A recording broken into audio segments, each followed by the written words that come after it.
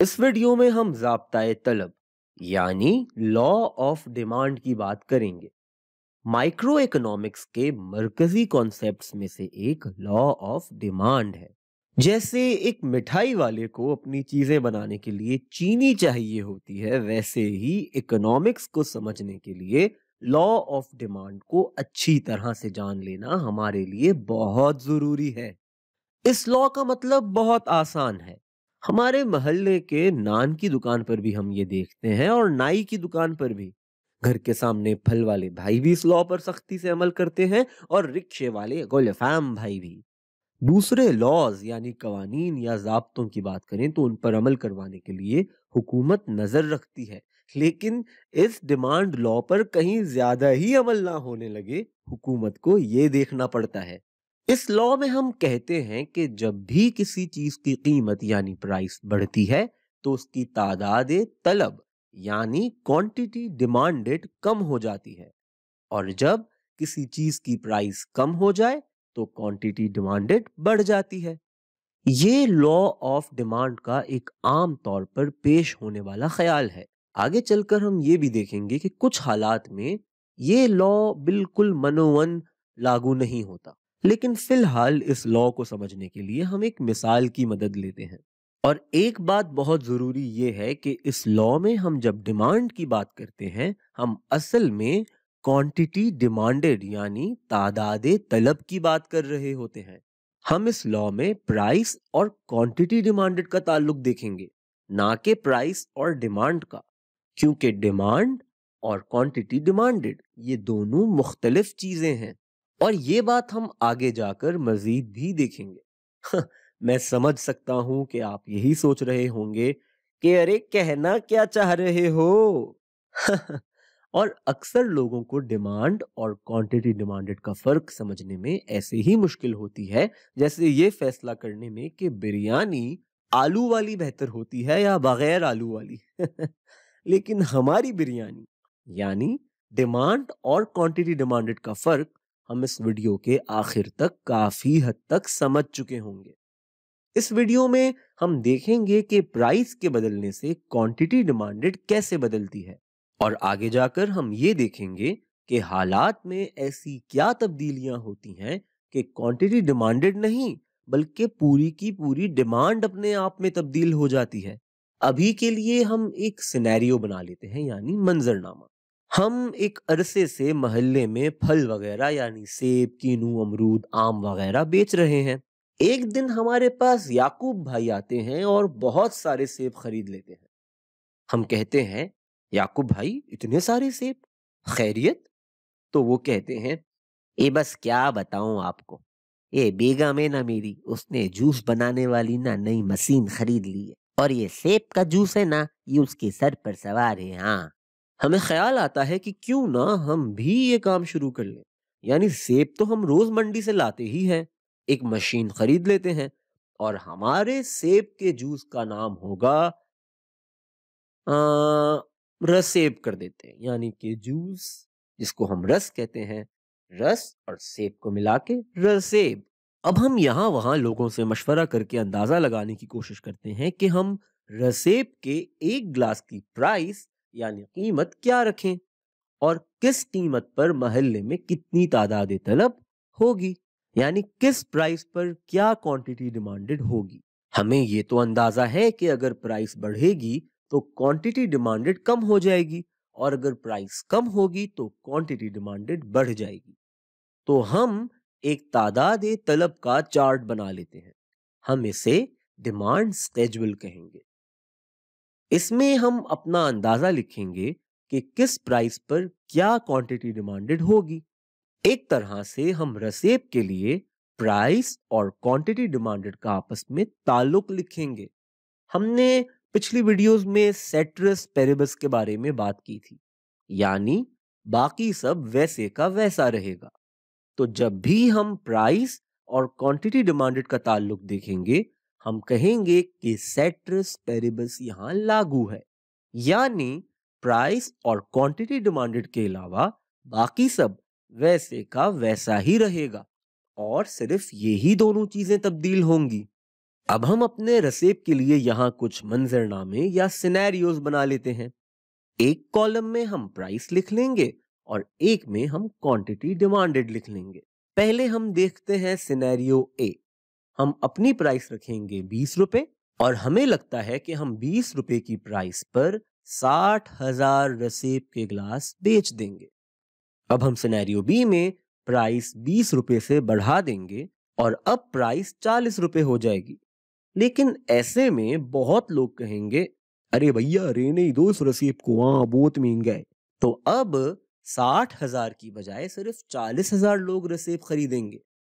तो 40 रुपए की प्राइस पर क्वांटिटी डिमांडेड हो जाएगी 40,000 रसीद के जूस। फिर हम प्राइस को 20 रुपए से और बढ़ा देते हैं। अब यह कीमत या प्राइस 60 रुपए हो जाएगी और इसको हम सिनेरियो सी कहेंगे। यहां हमारी क्वांटिटी डिमांडेड 30,000 हो जाएगी। सिनेरियो डी में प्राइस है 80 रुपए और क्वांटिटी डिमांडेड कम होकर अब 25,000 रसीद पर आ जाएगी। और सिनेरियो ई में अगर हम प्राइस को मजीद 20 रुपए से बढ़ाकर 100 रुपए कर दें तो हमारी क्वांटिटी डिमांडेड अब और कम होकर 23,000 रसीद पर आ जाएगी। तो ये है हमारा डिमांड स्केड्यूल जो हमें हमारी प्राइस और क्वांटिटी डिमांडेड का ताल्लुक बता रहा है। और इसको इस्तेमाल करके हम अब एक डिमांड कर्व भी बना सकते हैं। ये हमारे पास पॉइंट्स हैं जिन्हें हम यहाँ प्लॉट करके आपस में जोड़ देंगे, क्योंकि असल में तो जरूरी नहीं है कि हम सिर्फ इन पॉइंट्स पर ही हों। ये भी हो सकता है कि हम रसेब के एक ग्लास के लिए अपनी प्राइस 25 रुपए रख लें या 35 रुपए रख लें। और ये चीज डिमांड कर्व हमें ज्यादा अच्छे से दिखा देता है, क्योंकि ये एक चलता हुआ यानी रवां कर्व होता है।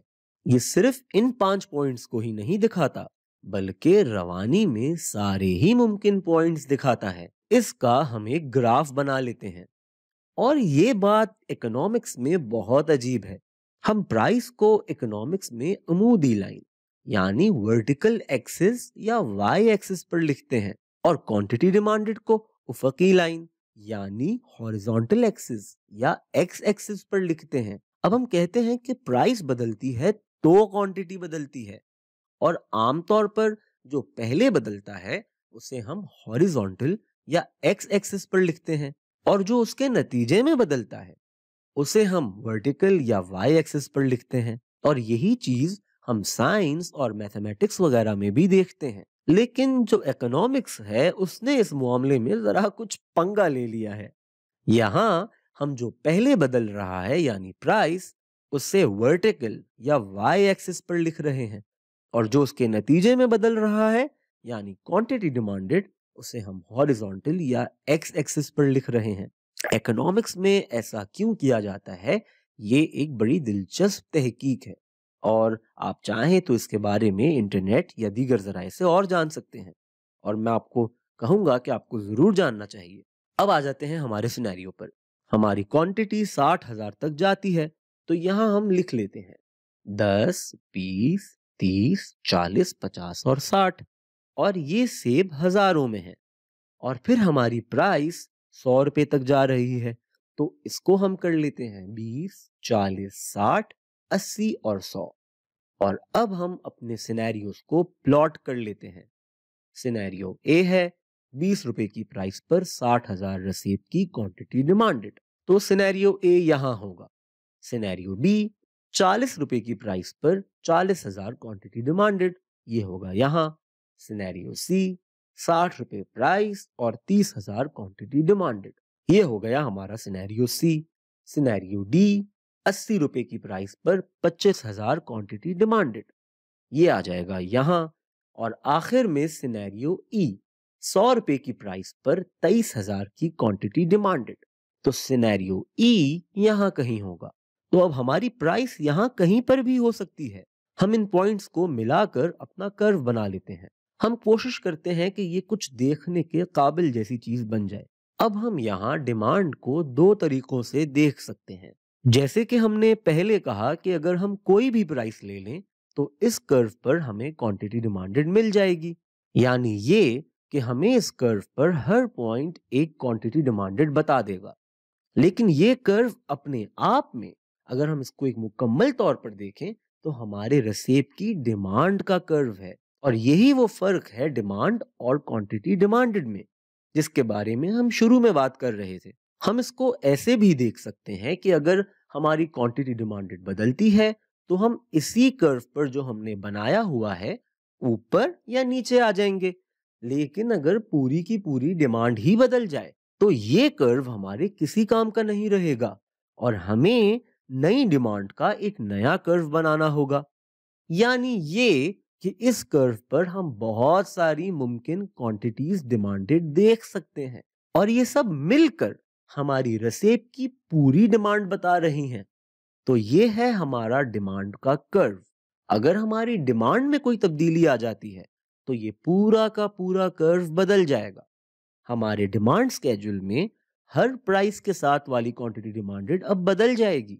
अभी के लिए हम बस इतना कर रहे हैं कि जब हम प्राइस बदल रहे हैं तो सेटरस पेरिबस, यानी बाकी हर चीज का वैसा रहते हुए हमारी डिमांड नहीं बल्कि क्वांटिटी डिमांडेड बदल रही है। अगली कुछ वीडियोस में हम देखेंगे कि अगर हम कुछ और भी चीजें बदल लेते हैं तो हमारे रसेब की डिमांड के साथ क्या होता है। हमने अक्सर हमारे एक दोस्त इकोनॉमिस्ट जोड़े के बारे में बात की है। एक दिलचस्प वाकया जो शौहर साहब के साथ पेश आया उसमें हुआ कुछ यूं कि उनकी बेगम को वजन कम करने का भूत चढ़ने से पहले स्विट्जरलैंड का एक चॉकलेट बहुत अच्छा लगता था। रोज बरोज उनकी अपने शौहर से इस चॉकलेट की क्वांटिटी डिमांडेड बढ़ती ही चली जा रही थी।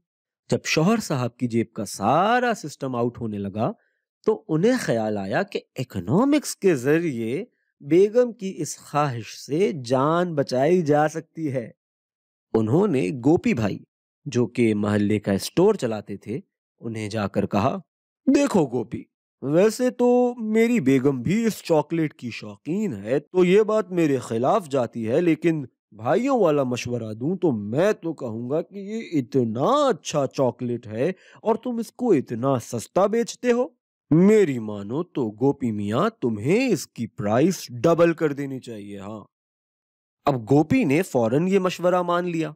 शौहर साहब ने घर आते ही बेगम को उस दिन के चॉकलेट दिए और कहने लगे, देखो बेगम, इन चॉकलेट्स की प्राइस अब डबल हो गई है, और तुम और मैं तो इकोनॉमिस्ट्स हैं, इसीलिए होशियारी इसी में है कि अब तुम इन चॉकलेट्स के लिए अपनी क्वांटिटी डिमांडेड कम, हाँ, या मैं तो कहता हूं खत्म ही कर दो। बेगम ने जरा देर सोचा और फिर कहा, देखो ना, इकोनॉमिस्ट्स तो हम हैं, इसीलिए होशियारी भी दिखानी पड़ेगी।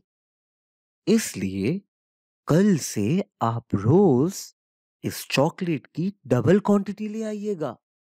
क्या पता आगे जाकर गोपी इनकी प्राइस और बढ़ा दे।